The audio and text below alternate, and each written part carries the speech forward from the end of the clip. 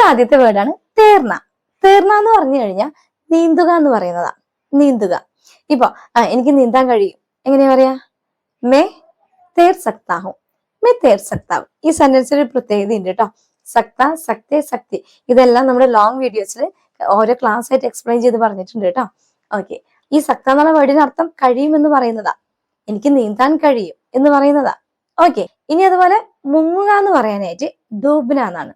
അത് മുങ്ങിപ്പോയി എന്ന് പറയുമ്പോ വോ ഡൂബ് ഗയ എന്താ പറയാ? വോ ഡൂബ് ഗയ. അത് മുങ്ങിപ്പോയി അങ്ങനെ പറയുന്ന കേട്ടോ.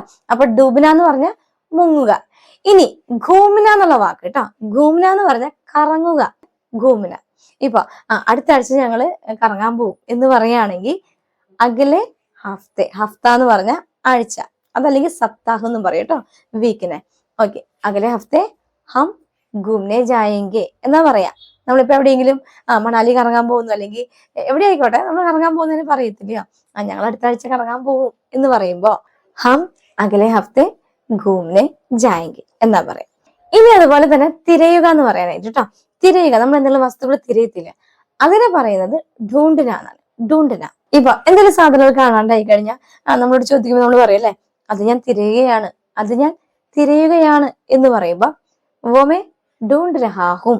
ഇപ്പൊ ചെയ്തുകൊണ്ടിരിക്കുന്ന കാര്യമാണ്, അതാണ് രഹ വെച്ച് പറയുന്നത് കേട്ടോ. രഹ, രഹി, രഹ. ഓക്കെ, വോമേ ഡൂണ്ട് രഹാഹും, അതാണ് ഡൂണ്ടന, തിരയുക. ഇനി തിരയുക എന്ന് പറയുന്നതിനെ കോജന എന്നും പറയും കേട്ടോ. കോജന എന്ന് പറഞ്ഞാലും തിരയുക എന്നുള്ള അർത്ഥം വരുന്ന ഒരു വേർഡ് തന്നെയാണ്. ഓക്കെ, ഇനി അടുത്ത വേർഡാണ് മറക്കുക എന്ന് പറയാനായിട്ട്. നമ്മളിപ്പോ ഒരു കാര്യം അത് ഞാൻ മറന്നുപോയി എന്നൊക്കെ പറയത്തില്ലേ, അവിടെ മറക്കുക എന്ന് പറയുന്നത് ഭൂൽന എന്നാണ്. ഭൂൽന, ഞാനത് മറന്നു. വോമേ ഭൂൽ ഗയ അല്ലെങ്കിൽ ഭൂൽ ഗയി. അത് ഞാൻ മറന്നു. വോമേ ഭൂൽ ഗയി എന്ന് പറഞ്ഞ അത് ഞാൻ മറന്നു എന്ന് പറയുന്ന. അപ്പൊ ഇത്രയുള്ള ഇന്നത്തേക്ക് കുറേശ്ശെ വേർഡ്സ് നമുക്ക് പഠിച്ചു പോകാം അല്ലെ. എന്നാലാണ് എല്ലാം കൂടി കേൾക്കുമ്പോൾ എല്ലാവർക്കും ബുദ്ധിമുട്ടായിരിക്കും. എന്നാൽ പോലും നമ്മുടെ സീരീസ് ഒക്കെ അറ്റൻഡ് ചെയ്ത് വരുന്നവർക്ക് ഇത് ഒരുപാട് ഹെൽപ്ഫുൾ ആണ്. കാരണം കുറെ വാക്കുകളുടെ അർത്ഥങ്ങൾ നിങ്ങൾ മനസ്സിലാക്കി കഴിഞ്ഞാൽ നിങ്ങൾക്ക് അത് എങ്ങനെയൊക്കെയാണ് ഉപയോഗിക്കേണ്ടതെന്ന് അറിയാം അല്ലെ.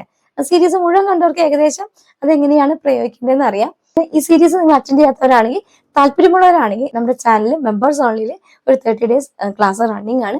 അപ്പൊ അതിൽ ജോയിൻ ചെയ്യണമെന്നുണ്ടെങ്കിൽ നമ്മുടെ ചാനൽ സബ്സ്ക്രൈബ് ചെയ്ത് കഴിഞ്ഞാൽ ഒരു ജോയിൻ ബട്ടൺ കാണും.